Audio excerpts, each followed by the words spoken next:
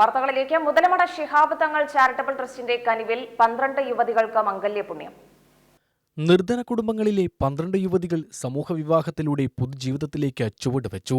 Shihab Thangal charitable trust നടത്തുന്ന 5ാമത് സമൂഹ വിവാഹത്തിനാണ് നണ്ടൻകിഴായ മൈതാനി വേദിയായത്. ചടങ്ങിൽ നാസർ ഫൈസി കൂടത്തായി മുഖ്യപ്രഭാഷണം നടത്തി. തന്റെ കഴുത്തിലെ ആ ചെയിൻ പറിച്ചെടുത്തുകൊണ്ട് പണക്കിയുടെ കൂട്ടത്തിൽ കെട്ടി എന്റെ ഭർത്താവിനെ മോചിപ്പിക്കണേ എന്ന് പറഞ്ഞുകൊണ്ട് മദീനയിലേക്ക് മുസ്ലിം സംഘത്തിലേക്ക് കൊടുത്തയച്ചത്.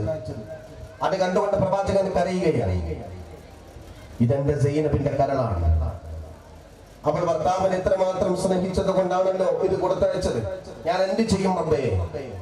ഞാൻ എവിടെ വെച്ചുകൊണ്ട് സൈനബിനെ ഒഴിവാക്കിയാൽ ഞാൻ പക്ഷപാതം കാണിച്ചു എന്ന് അറിയില്ലേ? അതുകൊണ്ട് ഞാൻ ഒരിക്കലും സ്വീകരിക്കില്ല.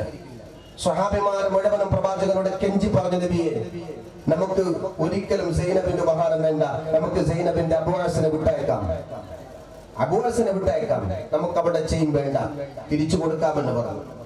സ്വഹാബിമാരുടെ നിർബന്ധത്തിന് വഴങ്ങിക്കൊണ്ട് പ്രിയപ്പെട്ട പ്രവാചകൻ ആ ചെയിൻ തിരിച്ചു കൊടുത്തായിരുന്നു പ്രിയപ്പെട്ട അബൂഅസിന്റെ കയ്യില്. അബൂഅസ് ആ ചെയിൻ കൊണ്ട് പ്രിയപ്പെട്ട സൈനബിന്റെ വീട്ടിലേക്ക് വന്നു, മക്കയിലേക്ക്.